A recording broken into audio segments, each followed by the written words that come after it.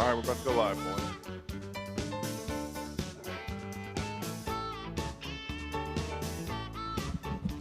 Welcome to my world. I thought yesterday we had a different way. We are live. Hi, my name is Brandon Walker. This is Pick Central, Barstool's daily gambling show. My voice, I apologize, but I had a good time last night. Not afterwards, but during the game, one of my favorite sporting events I've ever attended in my life. The Dogs win again. Mississippi State with an incredible win. But we're not going to talk about that just yet. We'll get to that in a minute. Let's introduce the crew to my left and currently dying before our very eyes. It is the great Marty Mush. How you doing, buddy? Not good, Bob. How you doing? What time did you get in? Doesn't matter. Time's not a thing. Time's a thing. Nope. Time's a thing. Not a thing. We're in the heartland of America. We're in beautiful Omaha, Nebraska, and time is very, very. We're in the best time zone in America as well. We're in the Central Time Zone, which I was nasty. Marty Swivel Hips last night. I was cutting up a rug. How was it? It was good. Big T's a fucking maniac. Yeah, Big T is the biggest wild card I've ever seen in my life. I didn't think this, but you said it right. He either goes 0, which is normal, or 100. Yeah, save it up. And he's also, like, his music is just a 13-year-old girl's music. Like I noticed that last night. He went, Backstreet got played last night. Well, no, wait the DJ 40B. Yeah, that was everybody, bro. Backstreet Boys are fire. Party in the USA. I like that. Mr. Brightside was awesome. Killers are always great. The world's back when the Killers are playing. Sounds like you're agreeing with everything he's saying. Just the Backstreet. Just the Backstreet. I'm sorry. Backstreet and NSYNC, they come on, the party starts. I like Timberlake. If anybody's going to dance to NSYNC, it's going to be me. He's convinced. Oh, Jesus Christ, Brandon. What? That joke. It was fine. That's fine. Okay, all Nobody right. got it. But. No, nobody got it. That's fine. There's prepubescent people here. There's nothing but sperm in the audience. All right, so here we go. Hey, Big T, how are you? Good morning. I'm good. How are you? Oh. Ew. Jesus, get off. Take the mic off. Get out of Good here. God. It's tough. You sound like Tennessee's baseball team. All right, hello, Carl. Hello, Brandon. How are things? Things are well. You disappear on us. No, I didn't disappear. Mincy and I made the cognizant decision that he would go throw himself into the Mississippi State chaos last night. Yeah. I would take a step back so I'd be prepared for the show. Went out and had a couple drinks with the Vandy Whistler. I saw that. I saw that. That was right here, right? And then had coffee this morning with that Leiter. No big deal. So I want to be sharp. I want to be sharp for you guys. But I do have rugs to cut. I do have good times to be had. And I'm pretty sure tonight I'm going to rip this fucking city apart. Let's go. Good. That scares the shit out of me. Doug, how's it going down there? I'm doing well. It was a tough loss yesterday, but yeah, we'll do it. Did you go to the game last night? Not last night, no. Where you been? The hotel. Okay, cool. The beautiful Ameristar in Council Bluffs, Iowa. It's been fantastic. They've hosted us this week. Go by there. They got some sort of promo today, right? Yeah, I believe the promo today is from 2 to 6 p.m. If you go, and all you have to do is just place a baseball bet, college or pro, and you get a free Barstool and Omaha shirt. The shirts are great. They've got a limited number left, so go on by there. And, Carl, I believe you're going to be hanging. I'm going to be there from 2 to 6 p.m. I don't know if I'm allowed to say this, but I'll be buying some beers. Yes. Well, why would you not be allowed to say that? You never know. Someone might come in and they say, hey, regulators don't like it if you mix and match a promotion with a great tasting, less filling, 96-calorie, delicious Miller Lite. So You going to be all right? No. But they're there. I'm handing them out. I'm going to be. Good. Let me see some ID. So come see Carl at the Ameristar Council Bluff from 2 to 6. He's going to be buying beer. If he can legally say that. If I can say that. So last night, let's talk about last night. Mississippi State in the 8th inning was getting no hit. We're at the College World Series after all, right? So we're going to talk a little baseball. They were getting no hit. It was a fake no-hitter. They were making contact all night. They were hitting line drives. They were hitting balls to the wall. It was a fake no-hitter for like 6 innings. That doesn't make sense. Absolutely. It was a bullshit no-hitter, okay? It was pretend. Gary looked pretty damn sharp to me. Not really. I mean, we were hitting line drives to the second baseman. And they were getting 90 hoppers that went through. Anyway, it was a fake game for about 8 innings, and then Mississippi State woke up. A freshman hits a home run. Kellen Clark hits a home run. And then all of a sudden, Virginia makes the dumbest decision I've ever seen in a baseball game. They pitch to the SEC Player of the Year with the base open. Second, third, 1 out. They pitch to Tanner Allen. He puts in the bullpen. All of a sudden, Mississippi State is in control of the College World Series. Well, you're missing something. What am I missing? Mincy, the pitch before, goes, Stephen Schock, the Barstool favorite, comes in the pitch for Virginia. Next pitch, 3-run home run. And I also said Mississippi State was due at the top. Well, that was also obviously they would know. No, but it's like a joke. But the Barstool State people were all over me, just like shut the hell up. Brandon, wasn't that stupid to pitch to him? You don't think so? You subscribe to the theory? Don't put the go-ahead run on base. Because a double, I mean, listen, he ends up hitting a 3-run homer. Mississippi State wins the game. But if you bring in your dominant closer, and I think he's a little tired, and you can see. No, he's banged up. When he steps off the mound, if you ever see a reliever shake their arm after a pitch, like they probably need to go see an orthopedic surgeon. But I would say when you have a base open like that, it's a 2-run game. I'd rather try and get 2 outs, trade a run, go 4-3. But here's the issue with that, Carl. You're facing a left-hander. You're facing the SEC hitter of the year. Behind him is a freshman right-hander. So you would have the right-on-right matchup. You would get rid of the left-on-right advantage for Mississippi State. Plus, you would put the SEC player of the year. I mean, this guy's batting 400. And you decide to pitch to him with a guy who's a slider specialist who just hangs it right in there. Bang, new game. You bring up great points. I like that. And that's why I'm not in the dugout. It's the old Bill Belichick thing. You never want to let the team's best guy beat you. You want to make their second, third option beat you. That's what he's been doing forever with New England. And, Brandon, I just want to ask you, as a lifelong Mississippi State fan, just the euphoria. I saw the moment, the clip. What was the home run like for you? I saw some real joy. Well, we're winners. We are winners at Mississippi State, and I expected to win. And that was really just me saying, okay, yeah. Our moment has arrived. I knew we were going to win, and here it is. So I asked you yesterday, how much would you pay for this position you're in right now with baseball to be your football team? How much would I pay for us to be in control of the college football playoff right now in a game like that? And you could get like a loan, too. You don't got to pay all of it. I would $200,000. Last night it was 100. Yeah, I know. I thought about it. I would pay $200,000. I'd finance it over a 15-year period, but I would pay $200,000 to see Mississippi State in the college football playoff. I think that's reasonable. Yeah, well, you're going to die before that happens. Yeah, I would think Jiminy Christmas. What's that? Enjoy the moment. I am enjoying the moment. I'm telling Marty. No, he's going to croak before it. Well. No, he's telling you, let me enjoy the baseball game. Oh, all right. Yeah, we go to football. It's like those are dark places. Like right now, Brandon's actually in like a naturally happy You always place. got to bring someone down when they're happy. It's how life goes. I'm learning that. Yeah, it's like showing up to the parade of the 2016 World Series and asking you about the Bears. Yeah.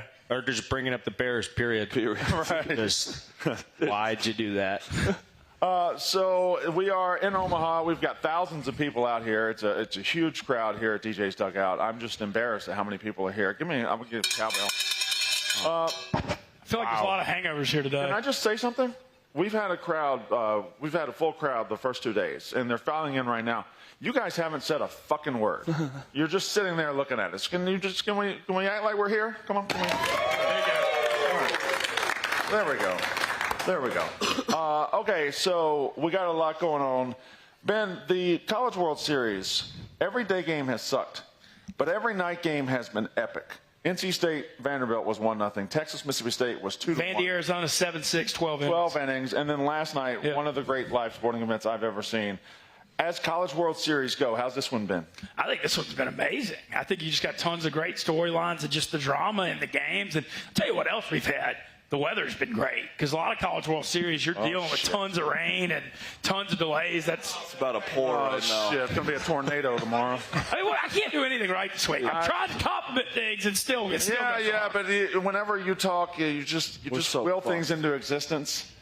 Well, it's been beautiful weather. The scene's been amazing. The crowds have been great, over 20,000 at all the games. I mean, I don't see how you can ask more than 4 just incredible games at night. Yeah, it's been really fun. Again, it's my first time. It's everybody's first time, right? Nobody's ever been in the College World Series. Mm-hmm. Carl, you're a college baseball player. I don't know how big a college baseball fan you are. I'm not a huge college baseball fan, but how's this event for you as somebody who's never been here? It lives up to the hype, and I've spent some time with Mincy talking about college baseball programs, interacting with some of these guys, and it's I hate to sound cliche or sound like a pussy, but it's special. It's so special. We walking around the concourse last night, a little bit of rain's falling. Mississippi State's in an absolute dogfight with Virginia. You got the Vanderbilt team is walking around taking pictures with people shaking hands. On the other side are the NC State guys. Yeah. Got a chance to talk to those guys. And the fact that the players are mingling with the crowd, and it's such a laid back atmosphere.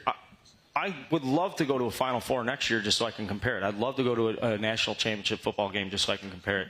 To me, this is like a bucket list event now, or I shouldn't say it like that. This is like an annual trip now. I've never been to the college football playoff. I have been to the Final Four. It's very, very corporate. It's very, very, suit and tie kind of atmosphere. It's not nearly like this. This is have a beer on the back porch kind of vibe. And the tent setup that they have, the beer gardens, like the different stages they have for concerts and stuff. I don't know if this is, maybe I should slow down because I don't want a bunch of people to come in here and show up. But like, to me, I look at this couple of years, this has the runway to be like the perfect Barstool Sports annual, like, come on out to Omaha, we're ripping it up for the week. No.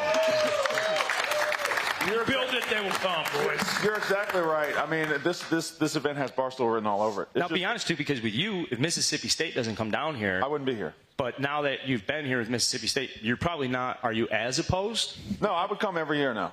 I would absolutely come every year. That's what I'm talking about. That's what I want to hear.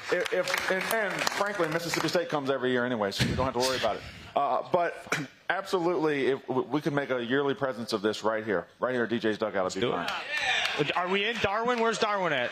He says we're in. He owns a place. 6 locations, working on a 7th, trying to get down to Lincoln. He talks to people. You talk to people a lot. Can you tell me about Al Leiter? Yeah, so I was getting coffee at Starbucks across the street, and it's Al Leiter. I mean, obviously you recognize that guy. He walks in, he's next to me, and I'm hesitant to be like, yo, can I get a selfie? Or like, yo, you're Al Leiter, because it's like, dude, he's out here watching his kid doing his own thing. But at the same time, it's my job to like say something to Al Leiter. So we're just mixing the coffees, and I was like, hey man, I'd be remiss not to introduce myself. I work for Barstool Sports. Just loads of respect for what you do, and if you had a chance, we'd love to have you come across the street, talk to us for a second.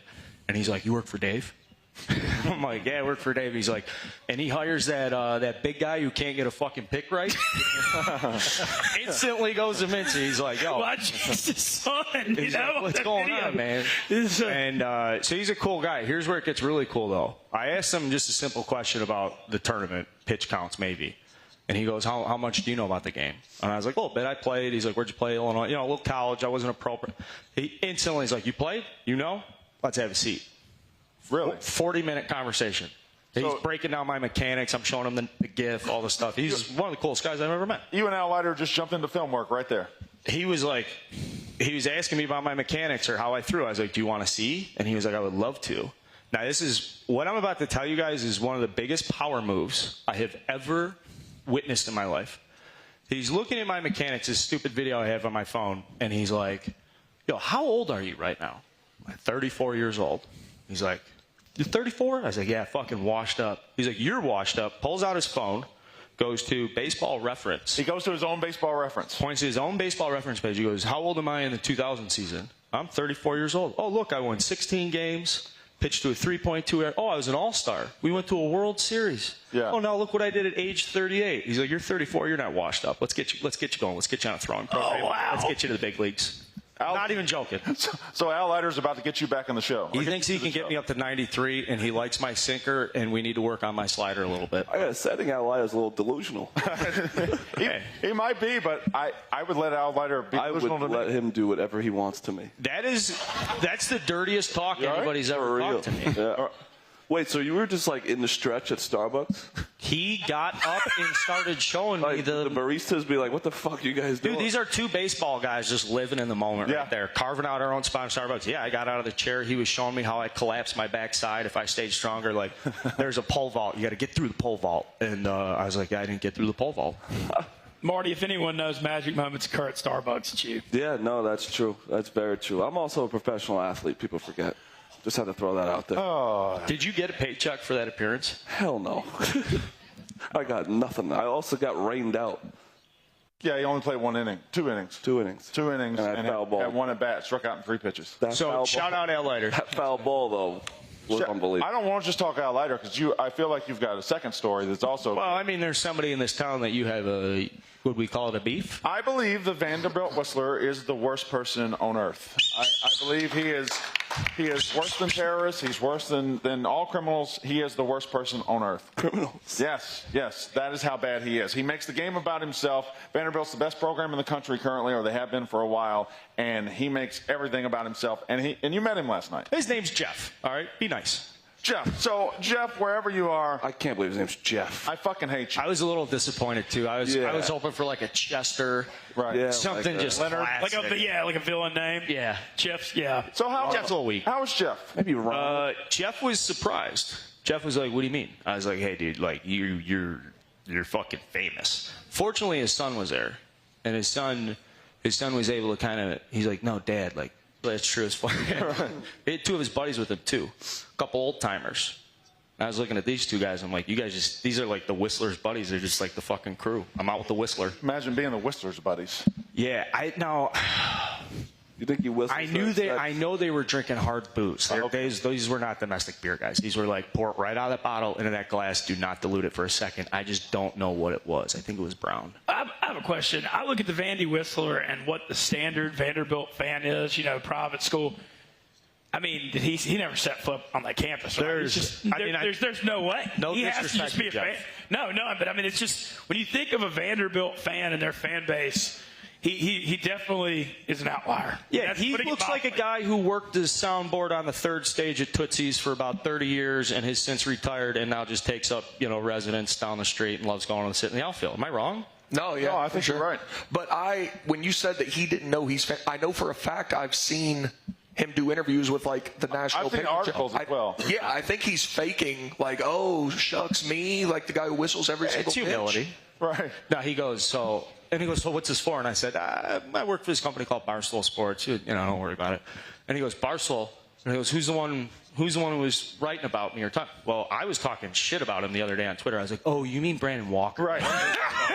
Yeah. No, I did. I wrote the article. I said the Vanderbilt Whistler is the worst, and I believe that. If Jeff walked in right here, I'd buy him a beer and tell him he fucking sucked. Would you respect him though if he was just having sex, whistling the entire time? Whistling while you twerk. Yeah, just like. I go, hey, can we do a whistle on camera? Yeah. Can we do it right now? And he goes, in here. I'm like, shut the fuck up. Oh, yeah, buddy. this guy's all of a sudden Shut the fuck up. worried about whistling in public. Yeah. Doesn't want to interrupt anybody's lunch. You've been on ESPN for a dozen hours in the last couple of weeks. Like, get out of here. I'm starting to like Jeff. He respects the whistle. We should try and go out with Jeff tonight. I'll go out with Jeff. Message to Jeff the Whistler at Vanderbilt. We're going to be out. Get in touch. We'll take you out. Yeah, after that conversation, he's really going to want to go out with us. I think Jeff knows what we are. I think he wants to bury it. Yeah, Jeff. Me and Jeff are gonna. That's a good shirt. Are you giving me that shirt? Hell, You work for OSHA? Oh, fantastic! Thank you love very the much. vest, I too. appreciate that. Let's go Dogs. Hell yeah, dogs won again. Live I'll show. give you a shirt in a minute. I got a box full of them. I have a quick question about last night. Yes, please. Y'all have done a lot of stuff with the Virginia closer. A little bit of mixed emotions when he allowed that home. What was that like? I had zero mixed emotions. Okay, so we did an interview with Stephen Schock. Of course, he's very electric. He's fantastic. But when he came into the game to face Mississippi State, I wanted him to fucking die. I wanted him to give up a home run. And You don't actually mean die, though. Not die, but die in the sports sense. I wanted him to fail and for my team to succeed. I'm very selfish like that. Now I'd like to go shake his hand and say, hey, good game, buddy. But So we did an interview with him, and we were giving him celebrations, and he texted me after because I told him to slap his knee and just stare at the other person after he closed it. But obviously yesterday wasn't good for him. Did you mush him? I think no, Mincy did. I did, for sure. Mincy, I walked so Mincy can run. No one even. Oh yeah, no, I've taken over. I'm the mush of college baseball. People It's just not call me Marty now. The irony of it all is, though, the Mississippi State Bulldogs are so hard-headed from Starkville, they are immune to it. no, we're winners. Yeah, y'all are 2-0, and I'm 0-9. Correct, State yes. games. I mean, it's like unbelievable. You pick State trying to mush them, trying to get them. No, I thought y'all were going to win. I always take last the night, but I always the other take night. the SEC teams. Always. I take the SEC. I don't think that's a great strategy. Yeah, Well, Billy apparently not. But changed it up. SEC's the best in baseball. Yeah, but Well, when you ACC get here, you're fighting, huh? when you get here, conference affiliation doesn't matter though. When you get here, it's all about I don't know. It's all about matchups. It's all about. I definitely don't know either, so that's fair.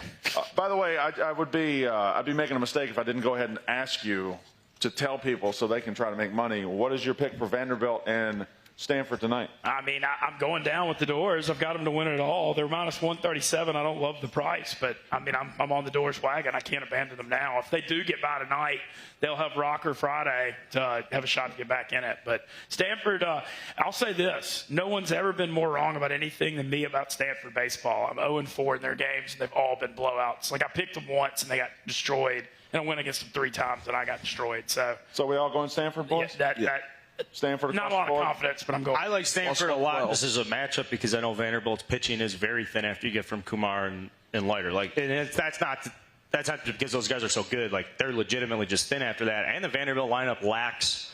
They always have one guy that's like, yo, that dude's a legit first fucking rounder. I don't see that right now. Right. Maybe Bradfield Jr. Dominic Keegan is that guy, but he's kind of been slumping a little. Yeah, I mean, he's a monster in the 3-hole.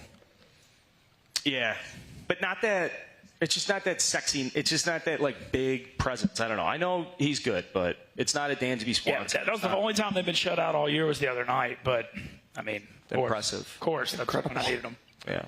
All right, at Barstool Sports, we love and appreciate our listeners. Without you, none of us would be able to do what we do every day. So once in a while, we try to bring you something good.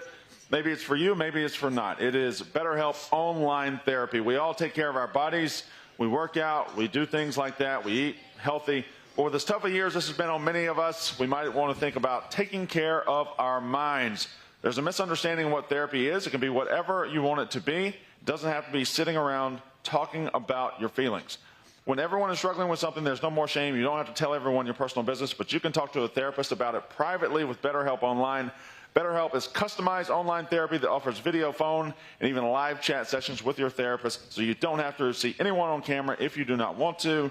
It's much more affordable than in-person therapy, and you can start communicating with your therapist in under 48 hours. This podcast, sponsored by BetterHelp. Our listeners get 10% off their first month at BetterHelp.com/picks. That's BetterHelp.com/picks. All right. So, Doug's. Yes, sir. What's the plan for the rest of the week? Well, there's supposed to be a couple good card shops around here. Yeah. I heard of a big collectible store that I'm going to go find this afternoon. Stadium Card Club, I believe. By Rosenblatt. Yeah. I've heard good things I'm going about to hit up a couple of those, and who knows? Did you go to the Bass Pro Shops? I do occasionally. Yeah. I feel like Bass Pro Shops. It's a good opportunity to walk around. Bass Pro Shops is a wonderful walk. It's almost like an adult field trip. Like, it doesn't matter. Like, each one is kind of similar. They all sell the same thing, but I love every single There's a Bass Pro Shops over in Council Bluffs. I'm going to go to it. There's a Bass Pro Shop that is a pyramid in Memphis. Yeah, it used to be the pyramid. Used to be the basketball arena. Basketball arena. All right, guys, I'm just telling you. No, I agree. But Jump down my throat. I believe it's the world's largest Bass Pro Shop. Yeah. Good. I actually went to an NBA game in the pyramid. It was the first NBA game I ever went to. Yeah. Really? Yeah, the Suns beat Is that the only pyramid in America? Almost certainly not. There's one in Vegas, Vegas. right? Vegas has a pyramid. Like Carl, a real Vegas has a pyramid? Yep. I thought this was like a real one. It's called Caliber. Yeah. Define a real one. Define a real and fake pyramid. Is it? That wouldn't make sense. Yeah, it's the Luxor. I'm sorry. Yeah. Like Excalibur is They all the run fucking together. castle. They all run together. Yeah, but a pyramid's still a pyramid. I mean, it is a real you pyramid. could tell when it's real and not real. I mean, it's not made out of stone or clay. It's not like the Parthenon in It's Nashville. not a tomb. No. The most pointless tourist attraction to ever be built. The Parthenon. Okay, mister, I don't like Greek and Roman mythology. Yeah. Isn't that why they're the Titans? It's possible. I don't know that. I believe that's why they're the Titans. That would make sense. That's why their mascot's a raccoon. To be fair, though, it is an interesting, like, we're going to recreate a life-size, like, we're just going to rebuild the Parthenon in Nashville. Yeah, I don't understand why it's there. It's like That's a raccoon. The Titans. state T-Rac. animal of Tennessee What? is a raccoon. How the That's fuck am I embarrassing. supposed Have you seen the raccoons that are apparently running around TD Ameritrade this week? They're a state What the animal? hell are y'all talking about? What's our state animal? What's our state animal? Anybody know? Who knows their state I animal? know Louisiana's the pelican, but I have no idea what Mississippi is. I know our state bird, Well, I know our state bird is the mockingbird. What's your state bird? cardinal. Oh, that stinks. Yeah, I'm not a big cardinal guy. Anytime somebody, you could be in the middle of a fucking doctor could be coming in and telling you about like a cancer diagnosis, and then a cardinal could fly by the window and he would stop and he'd go, oh, cardinal. Like everybody just sees a cardinal, just stop what you're doing. Relax, guys. It's a fucking state bird for like 6 states. Brandon, so I think Mississippi has 4. It appears it's white-tailed deer, American alligator, northern mockingbird, and a boll weevil. A lot of alligators in Tippy Creek behind my house.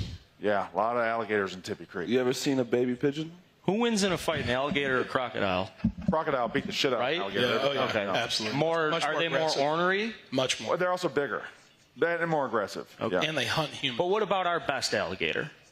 If we took our best alligator and put it against a league average crocodile, I think our best alligator is probably going to hang in there. No chance. Yeah, I mean, they can, what, 14, 16 feet? All you have to do is go with zigzag. They can't get you. You're basically saying, like, if we sent Ohio State to SEC, they'd finish third in conference.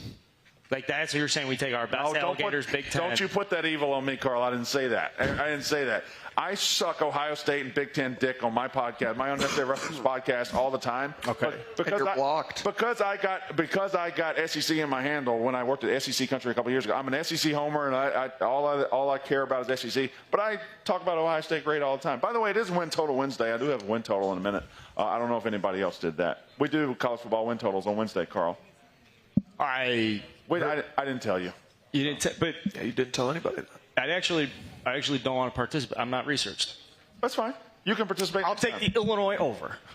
It's 3.5, and I love the Illinois over. Brett Bielema is moving in the right direction. They have a legitimate college football coach now, and I think college football is better off with him in it. He's just one of those college football characters, and I love that he's at Illinois. I don't think he's ever going to win championships there, but I think he can consistently win like 6 to 8 games. I don't mind a Champ Sports Bowl. Yeah. We go to the Champ Sports Bowl with maybe the opportunity to get to the Outback Bowl once every 5 years. Yeah, maybe go to Tampa or Orlando every now and then. Done. Great bowl game. Easiest thing to do. We have low expectations. Not like sitting at the game with Big T where he's like, we're winning the national championship. Like, that's a tough way to live. I don't do that for football. You absolutely do that. Baseball and basketball. Every year. You do that. No, I don't. You've watched games with me. I don't do that. No, yeah, I've watched games with you, but every August you think Tennessee's going to go in. No, I don't. I would prefer that. Of course you'd prefer it. It's not going to happen. I prefer a lot of things. There was one point at halftime of the Georgia game last year when we were leading in Athens that I thought Jeremy Pruitt might win a national championship. It went quite downhill from there. I didn't know there were that many white-tailed deer in New Jersey. You ever been to Jersey? There's white-tailed deer everywhere. There's a lot of deer. There are a lot of white-tailed deer in Illinois. There are, right? Not in Chicago. Yeah, but in Central Illinois, we've got some would say very good deer hunting. That's what I've heard. Rich people own big ranches or something. I fish, but I don't hunt. I don't like to kill animals. Likewise. Yeah, I don't like to. Can we circle back to that pigeon? Have I ever seen a baby pigeon? I can't admit that I've ever seen a baby pigeon. A lot of pigeons in here. Is it your theory that baby pigeons don't baby exist? pigeons. Are they grown adults? Or are they born adults? What do you say? It's the FBI.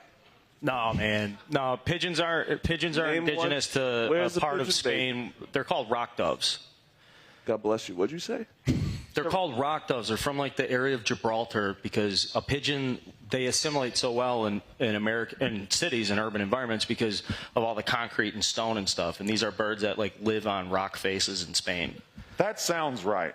I was asking about the baby pigeons. No, but he's telling you about. That's I'm telling. They're not FBI unless the FBI is back in They might. Catatonia or whatever. That'd be like CIA. I don't I know don't what's think they're going CIA. Do you think? So you think pigeons are an invention of the FBI to spy? on. I don't know. Usually people are babies before they grow up. But the pigeons could be in their nests. I think They don't leave. You're not gonna see them until they can start flying. Grow so fast into adult-sized pigeons that there's But I feel like I should be walk on a street and see a pigeon pop out once. I feel like that's a Well, they good. don't nest on the street.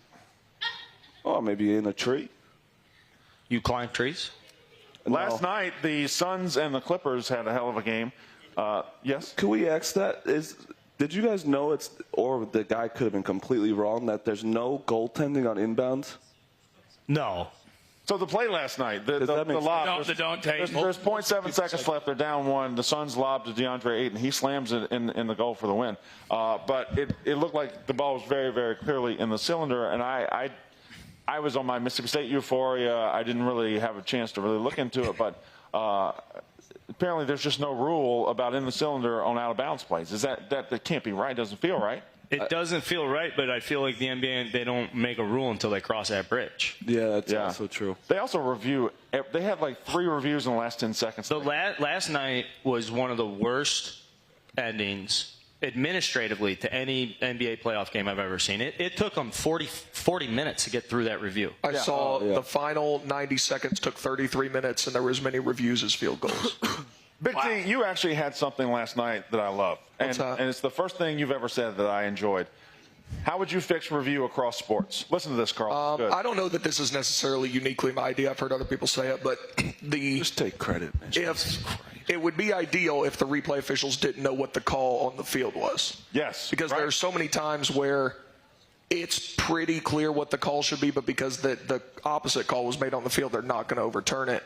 And it's just to the point now, like the play in the Tennessee game where the guy was out by a foot. Yeah. And they called him safe on the field. That was clear and indisputable evidence. I don't know why that wasn't overturned, but like, if we're going to not overturn those, then just get rid of replay. Because the idea that replay officials are beholden to what the call is on the field, it's incredibly dumb. Takes away the actual idea of replay. You're starting at a place you shouldn't be starting at. You should be starting at 0. I love the idea. You should start at 0 on reviews. You should have a guy in a booth or a guy in a closet or a guy in New York, and he's not plugged into the game. He gets a buzz. Watch this play. What happens? Yeah, I agree. Watch it from every angle. And if we're going to keep, you don't like that, Carl? No, I like it. I'm thinking about the arguments against it. Like, I totally like this idea because then you have this objective, unbiased, like perfect person to make these decisions. I just don't know if there's an argument where the coach comes out and it's like, hey,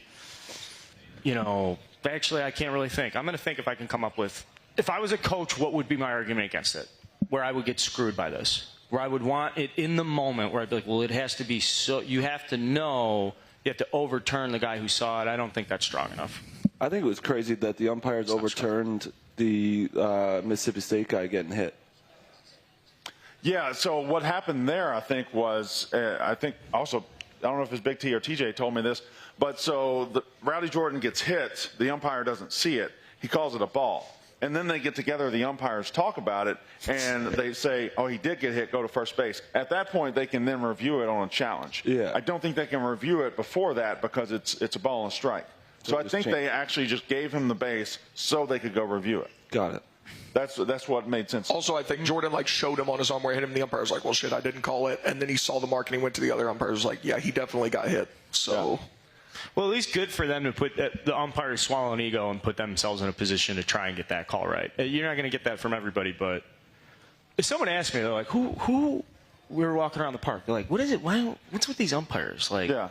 And it's like they're just as ego driven as those head coaches, as the starting pitchers, all that stuff. Like, this is their thing, and it's no disrespect to umpires, but like, these are guys that started off umpiring, either it's little league or low level high school, and then you climb this path. They have regular jobs. These aren't full time jobs for these umpires. They're all like, sales guys and out here, yeah. Yeah, out here, the College World Series stuff. Yeah.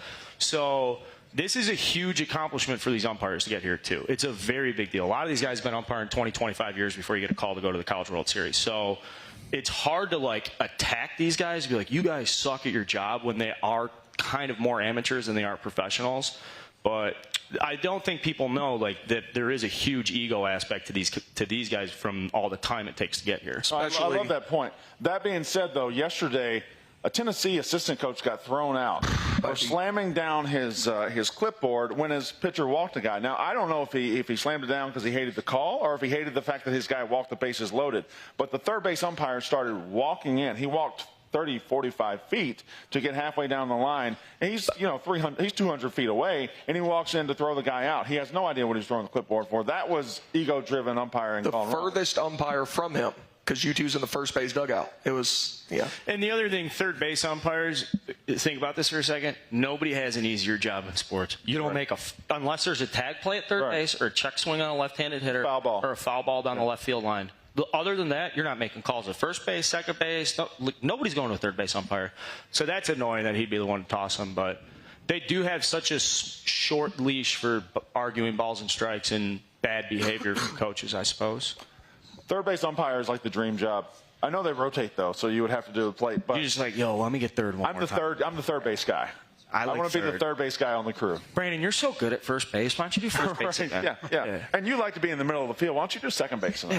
I'll have umpires got rough right now. Umpires are going through it right now. You think? Yeah, I was about to bring that up. Thank you both for bringing that up. So last night we had two pitchers, Max Scherzer and Sergio Romo, just take their pants off on the field because umpires are having to check these guys for foreign substances and everything. I wouldn't want anybody to check my pants for foreign substances. But they're not foreign. Well, no, they're not foreign. I know where they come from. Horny boy. So he is horned up. What are we talking about? You make a lot of sex jokes. I do make a lot of sex jokes. We have a good time. The come and goes right across the street.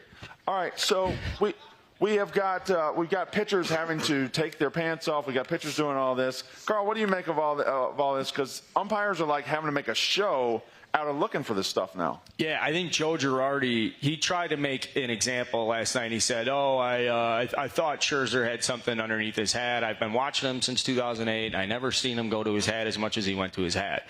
And then Max Scherzer was like, well, it was the only part I could get sweat on my fucking hand. I think it's as easy as this. Max Scherzer is one of the best pitchers of our generation, his generation. It's like him and Kershaw.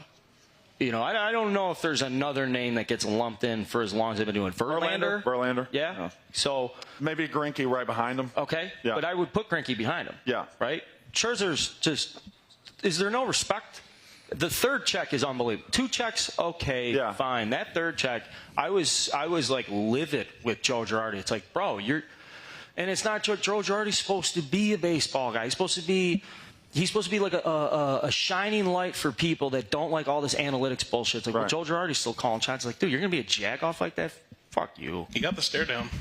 Yeah, Joe Girardi was also a catcher for many, many years. He knows all the bullshit of putting pine tar on his legs and scuffing balls And why are the managers allowed to ask more than once? Like, it seems like you ask once, they go out there, they check them, it's not there, that should be it. Kershaw had a great point. Ask you guys this. Kershaw said managers should be punished if you get it wrong. Oh, I like that. I like that. Maybe a warning system, and the second time if they're wrong, they're out.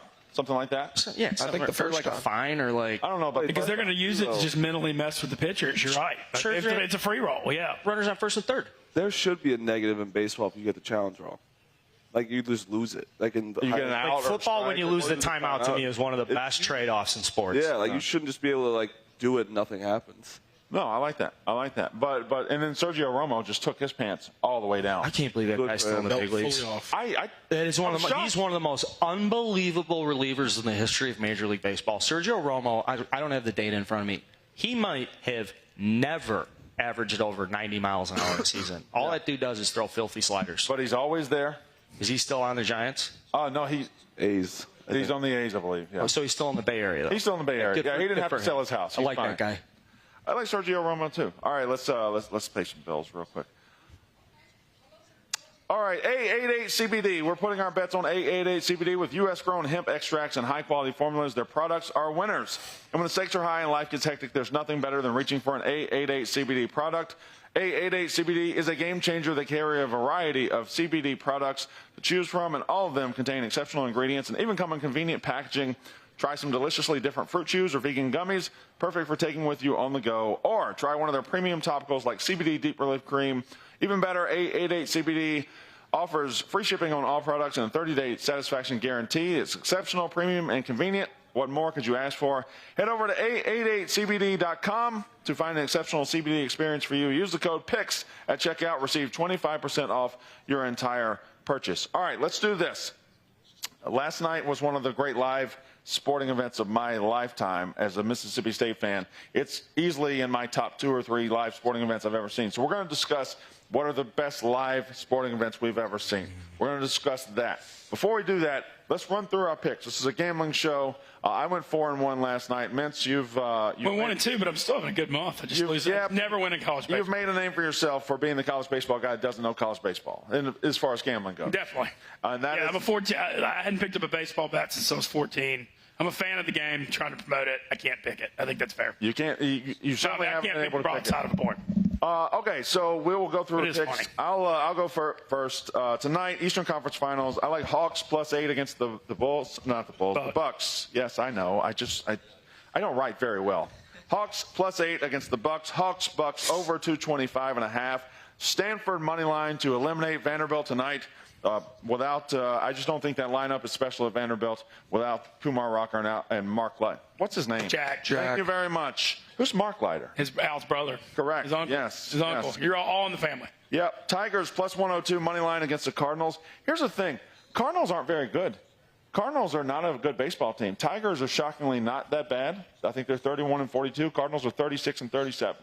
If they'd just been slumping, Carl, they were fine earlier in the season. Yeah, they did that thing where they, you trade for Nolan Arenado, and then everybody just says, okay, put the champagne on ice. These guys are going to be the best. And I think that kind of, takes an edge off the rest of the guys. You know, so then you have a bunch of other guys that are just drastically underperforming. Sure. And I do think there's an element of like, well, now we've got Arenado and Goldschmidt. We're going to fucking roll. And then you got the Cubs playing well, the Brewers playing well. You're in a competitive division, and they're just not really competing right now. Yeah, you have to literally every day you have to go out and try and you have to bring 100% to the field in Major League Baseball, or else you can't build these runs and win 7 out of 10. Like you will be a 500 average team if you go through the motions, and the Cardinals to me are a team that's going through the motions. And I love Mets minus 125 money line against the Braves. And for my win total Wednesday, we do this every Wednesday. I'll probably be the only one that does it. No, I've given them before. I think Iowa State's going to be very, very good. And picking them to win the Big 12 is not a bad idea. But I like LSU under 8.5. He gave over 8.5 a couple of weeks ago. LSU is still with a mascot for a head coach. LSU, 2 years removed from having the best coordinators in college football. That was not nice. That's fine. 2 years removed from having the best coordinators in college football. They hired a defensive coordinator nobody else wanted. They had the worst defense in school history last year, even with 5-star talent. Something's wrong there. I don't know if it's from the top. I don't know if it's behind the scenes with all the crazy stuff going on there. But they play Alabama. They play Florida. They even have an early trip to UCLA, which is tricky. Very tricky. They lose that game, the cheese is going to slide off the cracker very quickly. Minus 8.5 or under 8.5 for LSU. I do not believe in that team this year. The Big T should follow up off that because he has that written down. When you said do win total Wednesday, I went and looked, and that's the one I wrote down. LSU under 8.5. I just think people think last year was a fluke. It wasn't. They still don't really have a quarterback. The Johnson kid, probably fine. But there's, the national championship was the fluke. They lucked into a generational quarterback in Justin Jefferson and all the guys on that defense. Well, I mean, what? I'm going to just go ahead and staunchly disagree with both of y'all. They got their whole O-line back, their whole D-line back. Quarterback transfer. Their defensive line was one of the worst units in the country. Elias Ricks and Stingley's the best cornerback combo in college football. They gave up 45 points a game. Yeah, no, last year was a rough year. Pelini was a joke. I think that I know that the defensive coordinator hires coming from Mike Zimmer. He can't be possibly worse. I thought Max Johnson looked good down the stretch. I think it's a bounce-back year for them. They go 9-3. I have faith in them. They play A&M, who's better than them. They play Alabama, who's better than them. They play Florida, who's better than them. I think they handle UCLA too. They do good in opening. They play Auburn. They got all these toss-up games, and not to mention the teams in the West that are right even with. At Ole Miss will be tough for them too. At Ole Miss will be tough. Sure, whatever. But yeah, I don't know. I don't see it with them. They were awful last year. Remember when Mississippi Winter still year last year? I thought that you guys were going to the national championship. I never said that. KJ Costello. You told me that KJ Costello might win. KJ Costello was 8-1 to win the Heisman. First of all, I didn't say that wasn't just me. That was the entire country. He set the record, 623 yards in his first game. We weren't supposed to get excited about that? No, you should be excited, but that was a bit much. It wasn't a bit much. I wasn't the one that changed the odds on him for the Heisman. I didn't. But you said that he could really win it. If there had been a Week 1 Heisman last year, he would have won it. That is correct. He would have won the Week 1 Heisman. Shut out the next week? No, he or was that? No, he scored 7 against Arkansas. What the fuck laugh was that? Is there even a woman here? I don't think so. That was you? Oh, excuse me. I love that guy. Jesus. You don't go to movie theaters with that. Gilbert Gottfried over here. So, all right, no, that was my picks. Marty, you go next. I am going with Stanford. I am going with the Bucks -8. I think that is way too high. I'm going with the Brewers -1.5. I love when it sounds so stupid. It's too high. You're so casual. And listen, I didn't doubt you for a second. And there's so many people that are just like, yeah, that makes sense. Makes a lot of sense. Yeah, fuck that line. Take it. I'm taking the Brewers -1.5 because the Diamondbacks might be the worst baseball team ever to play. And I am taking the Giants. I cannot believe the Giants are a good baseball team. It is weird. It is crazy that Crawford, Belt, all those guys are just still there. Kevin Gausman kills me. Yeah, that one's funny. They lead Major League Baseball with 109 home runs. Their GM was Theo Epstein's understudy in the Cubs, Scott Harris. When he left Theo Epstein, it was a huge blow to the executive. They didn't see that coming at all. He was a guy they were grooming to kind of take over with Jed Hoyer and team up with the Cubs. So what the Giants are doing is they've gotten away from the Bruce Bochy pitching defense, small ball stuff where he's going to kind of dictate what type of players he needs, where now they are purely analytical. And I think that's the first time the Giants this year are like 100% everything, all their decisions analytical, and they did a great job of going and getting veterans that can come in and fucking play. Evan Longoria is still being productive. What's going on? My guy, he's hurt, but that guy, he's bad. It was bad like 310. Yeah. All right, Mintz, what do you pick? All right, we got Vandy. We're going to the grave with the Doors. They're my pick to win it, so I'm not backing down now. I'm backing the SEC. In the NBA, I like the Milwaukee Bucks. Actually, Marty Mush, I'm the same as you. I like the Bucks. What you said when the line's too high, what he means is Vegas is discouraging. That Vegas is basically saying we want you to bet Atlanta when they come out with the line a couple points too high. Did you just mansplain my own bet? Well, no, but I'm taking it too. I like the same thing. The thing is, Atlanta just had that game 7-2, and game 1 immediately after is a little bit of a letdown. It's a tough spot. So I've got the Milwaukee Bucks. I also have the Brewers -1.5 fading the Diamondbacks, and I'm going to keep riding the Oakland A's over run totals until I run into the ground with them because they keep winning. I've got them over 5.5 runs against the Rangers, and Oakland -1.5 runs in that game. Big T, what do you got? Hawks +8. Hawks money line.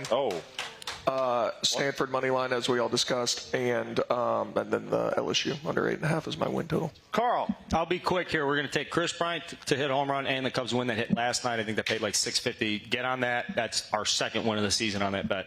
I'm also going to take Stanford with everyone else because we like the underdogs. I'm going to take the over too because I love overs in elimination games in Omaha. Yeah. You just said the unders yesterday. I know. We're going to change it up. I made a mistake. I actually like the over. No, that was a big mistake. Lost both unders yesterday. And then I'm going to take the under in this playoff game tonight between the Milwaukee Bucks and the Atlanta Hawks. 226 to me. I don't know. I think there's going to be a quarter in there where it's like 24-22, and that's all you're going to need to win an under. fair enough. But this weekend it's double trouble as NASCAR pulls into the peaks of Pennsylvania with drivers looking to triumph at the Tricky Triangle Pocono Raceway. On the 50th anniversary, this iconic track plays host to the only doubleheader on the 2021 Cup Series schedule. It'll take twice the guts for double the glory.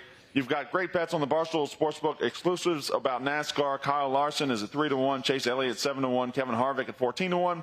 With twice the opportunity to bet on NASCAR this weekend, stay tuned for our picks later this week to get all the right angles.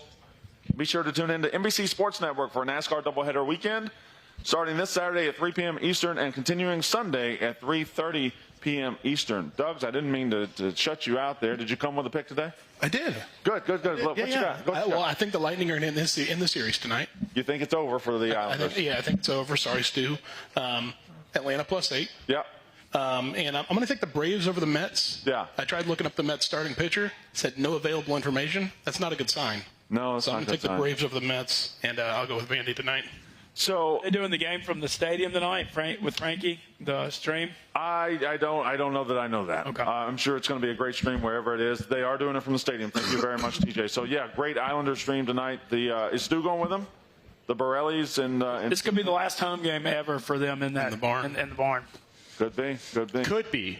I don't know. I didn't put it on my card, but I kind of like the Islanders to keep this thing alive and to go and go to a Game 7. The Lightning are a better team, but I don't think that always matters in hockey. It's just weird things happen in hockey, and I think the Islanders will have some magic tonight, and they'll be able to stretch it to a 7th game. All right, so as I've said, last night was very, very special for me. We were down 4-0. We were getting no hit. All of a sudden, a freshman hits a home run. We're right back in it. The SEC Player of the Year hits a 3-run bomb. It's 5-4. On the biggest stage of college baseball, the Mississippi State fan base showed up huge. I think we're the biggest fan base here. We're kind of dominating Omaha. And in that moment, it was fantastic. It immediately shot to my favorite list of Mississippi State moments I've ever been to, my favorite live events.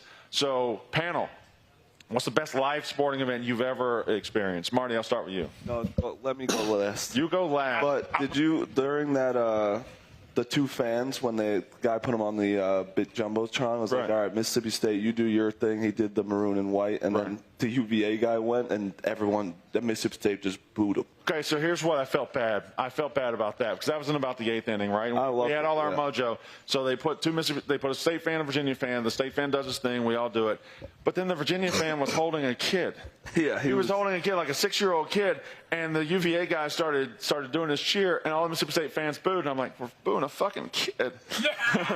So I felt bad for the kid, but Caught up in the that's moment. them. That's them. That's that's Omaha on them. people. they shouldn't have put a kid up there. We were gonna boo Virginia. Come on, that's not our fault. That's their fault. Ben Mintz, best live sporting event for me is it's a combo. It was the Saints Vikings 2009 NFC Championship game. I'm a huge New Orleans guy. Saints after Katrina. When Brett Favre threw the interception back over the middle and the Vikings play-by-play guy says, "This isn't Detroit. This is the Super Bowl." And then the Saints kicked the field goal to win it, and everybody in the Superdome was crying. And that was the best. And then combo, I went to the Super Bowl when the Saints won in Miami, and Tracy Porter had the pick six. And I had a moment after the Saints Super Bowl. I was like, this happened once in my lifetime. I will never complain again about the Saints. And that was tested after the Saints-Rams NFC Championship game. But that's it. Saints Super Bowl, black and gold Super Bowl, #1 forever. Not even close. Have you ever complained about the Saints ever since? I handled that 18, the crazy call, better than anybody. That's what I said. I swore. I literally said I swore I wouldn't complain. I'm telling you, when Mississippi State wins a national title, I will say I will never complain again, and then I will be complaining preseason of the next year. Recruiting. Recruiting, yes. I will complain about the parade. I'll complain about it. You won't give them a couple-year grace period? There's usually the 3 to 5 year grace period. Yeah, I guess I probably will. I don't know. We've never won a national title, so we've gotten close. Hopefully, maybe this is our year. Big T, you weren't alive for Tennessee's good year, so what are you going to come up with? Well, I was one in 1998, but the best game I've ever been to was probably I was at Game 6 of the 2017 Western Conference Final when the Preds clinched and went to the Stanley Cup that they were robbed of by the officials. But that environment that night was super cool. You chose a Nashville Predators game? It was the best professional sporting environment I've ever been to. Close second was 2016 Tennessee, Florida, when we came back from down 24-3. We scored 38 straight points. So you weren't at Tennessee? Yeah, your mic's off. We made an executive decision we haven't told you about. That's fine. So you weren't at Tennessee, Georgia in 2016? No, I was not at that game. Yeah. I was there in 15 when they got up 21-0 and we came back and won. Carl. I didn't go any of the Cubs World Series games, otherwise I would clearly be one. Those were just impossible tickets to get. The Rose Bowl stands out, even though Illinois lost 49-17. The best live sporting event, all things considered, Game 3, 2003, NLDS. Mark Pryor and Greg Maddux went pitch for pitch. Pryor had a pitch, I think it was 8 1/3 or 8 innings. Maddux went in 7 and something. And the only hit was scored on I think it was Darrell Ward, the guy who hit the sausages with the bat. Remember, he was on the Pirates and he hit one of the sausages. I thought that was Randall Simon. Randall Simon. Randall Simon had a pinch hit, 2-run single. It was a 2-0 game. I went with my mom. I was 16 years old, and she's a huge influence, Cubs fan, all that stuff. So, that's something she and I talk about regularly is that game, and I can tell you anything about it. Love that. Love it. Greg Maddux is also my favorite pitcher athlete of all time. Really? I didn't know that. So watching him against my guys, where it was I just want to see, obviously I want the Cubs to win, but leaving there and being I just watched Mark Pryor, I know. Saying that, watching him in the October environment against Greg Maddux was holy shit, this is as good as it'll ever get for me. Was your love for Greg Maddux born out of being a Cubs fan and when he was with the Cubs, or just appreciating what he did with the Braves? What he did with the Braves is to me some of the most dominant sporting performances you can witness, and he did it in a way in the middle of the steroid era. I'm just going to slow you guys down. I'm going to make you guys look stupid. Hey, he'd go to the pitching coach. He'd go to Leo Mazzoni. Hey, Leo, I'll give you 8 tonight because I know we had a bullpen day yesterday. Go out and throw 8 innings. Will we ever see a Greg Maddux again? Because everything's about power and spin rate and all this, and it's the way he pitched, just looking he looked like a professor. He looked like he just came out of a chemistry class. He was just wore polo shirts. He just looked like a normal dude. Walks out there and makes people look silly. Yeah, the best comparison is Kyle Hendricks, who's won 8 starts in a row, and he's I think he's top 5 ERA since he came to the league, and he's always finishes in Cy Young votes, and he's such an unheralded player. And Greg Maddux is 10 times better than Kyle Hendricks. Right. Kyle Hendricks is one of the best right now doing it, and they have the most similar stuff. And Greg Maddux is light years ahead of Hendricks stuff. He could anything, curve, change, split the plate, right side, left side, cutter, slider, sinker, anything, and it is a shame you're never going to see it. You're never going to see it again. Nobody gives a fuck the way he did. Doug's. So the most fun I had, just enjoying the time, was the 62-7 blowout in Miami for the Jaguars playoffs in '99. Fuck you. Yeah. But the most exhilarating, even though it was a loss, Oklahoma, when they came to FSU in 2011. Yeah. And Clint Trickett had to come in and play the game. We only, I think it was #1 against #5, but even though we lost, everyone was leaving that stadium like we just witnessed something. Like we broke a bench. It was great. It was an amazing time. Was that the night of the of Red Lightning? Was that around the time? That was like his season. Yeah. Remember Red Lightning? Oh yeah. He's still the equipment manager. He's still doing it. Yeah. Has he slowed down? I don't think so. I forgot about him. I haven't thought about him in years until you just said that. I feel like it was that might have been around his breakout. Yeah, it was definitely and then Auburn had their guy like Blue Thunder or whatever they called him. But fuck Auburn. All right. Yeah, that was his year. Red Lightning missed out by like 2 years. Red Lightning, yeah, because if Red Lightning it was a couple of years later, like he'd be on PMT, he'd probably have a job at Barstool. Yeah, it'd be great. All right, Marty Mush, you requested to go last. Vegas Knights, Buffalo Sabres. Over 5.5. It was one of the best nights of my life. It really was. They scored with 3 seconds left. Hit the over? I hit the over. It was beautiful. Were you there? Yeah. In Vegas? Yep. Oh, was that during that was during the wedding? Yeah. But for real, though, Hideki Matsui's first home run, I was there for the Grand Slam. Really? And everyone's just like yelling, Godzilla was fucking awesome. You must have been young.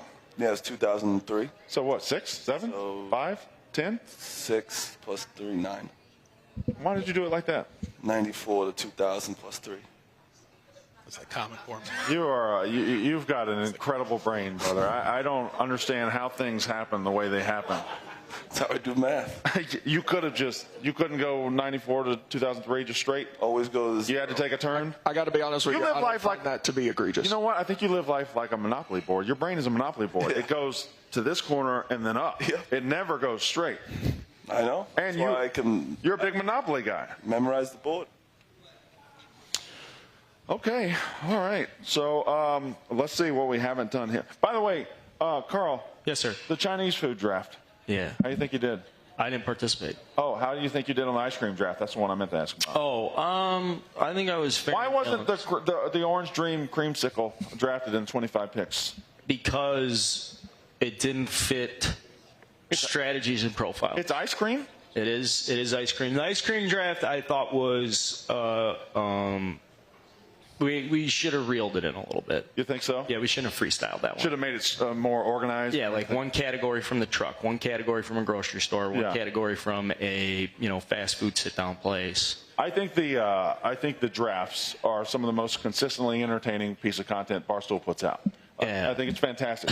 What is the most heated draft that we've ever made, behind the scenes, above board, whatever? What's the standout draft you guys have ever done? I think the Thanksgiving one where I try to take gravy as a side, or the appetizer one where I tried to draft a sampler platter and then I just wouldn't let it go. I still talk about the gravy. I was on the appetizer one. And I thought it was a good angle. It was, but I also was very upset. I was against you. I was against you both times. I don't think gravy can be a side, and I don't think you can take the appetizer sampler. But I like the fact that I have an opportunity to at least advocate for these aggressive moves. Yeah. Eddie won't let me back on because I took rice balls. Oh, he's tough, man. Rice balls is a nice thing. I don't even think people know what rice balls are. I didn't know about him until I went to New Jersey. So I like the drafts because it gives us a chance, everybody's on a level playing field. And you can just argue and scream and fight about the dumbest things. Yeah. It's not personal. It's just like, that sucked. Yeah, I've been on two. I've been on the wrestling themes draft and then the Swedish quarterbacks draft. And Those are two of my favorites. And I believe I still hold the record for the largest margin of victory for a guest. Was that on the quarterbacks draft? So the quarterbacks draft, that was really good, but I did find out you and Mintz prepared together. I mean, he asked me a couple questions. Did he give you any tips? Why would he give me tips? I'm just busting your balls. I'm the college football guy. Just busting your balls. He's a college baseball guy. Doesn't know anything about college baseball. Oh, I'm coming for this college football. We're going to have some fun this fall. Shit. We're going to have fun this fall. My fucking ass you are. All right, what else we got? Both your teams stink. Is mine now? Dude, we're going to be good this year. I don't know what you're talking about. You're not going to be good. You got the worst defense in the fucking country. What's going to improve, baby? You got Lane Kiffin with titties on the sideline. He looks like me. Top 10 offense. Top 10 offense. You lost your only good players. You lost your receivers. You're not going to have a top 10 offense. Matt Corral's probably going to get arrested between now and then. Led college football in total offense last year.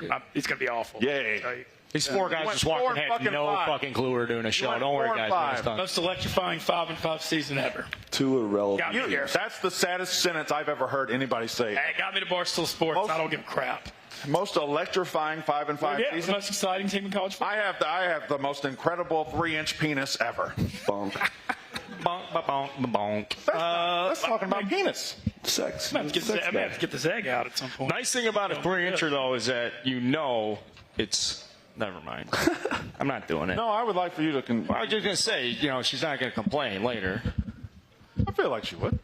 I mean, she not would. that, it's not like, hey, man, it's only 3 inches. Oh yeah, she just probably knows what Like, she's hey, in what there. do you say? Good. I'll literally be in and out. It just. Come and go. All right. Okay. Shout out to me for making it through this show. Team player, Marty Bush. Thank you, guys. Appreciate that. Why the fuck are you clapping for him doing his job? They saw me coming in. It was a tough scene. Yeah, but hold on. Big T went out with you last night too. I was with him till we went to our hotel. Every step of the way. Your he's fine. cousin didn't give him the Vegas bombs. Well, he tried to. I know. My cousin is the worst person Crazy. in Omaha. Nutbag, bro. Love him. All right. Shout out Uncle Donnie. I'm getting this. Shout out Uncle Donnie. I hope the fish are biting. Thank y'all for coming. We'll be back tomorrow, 11 a.m. Tomorrow in Friday. Absolutely. Up to.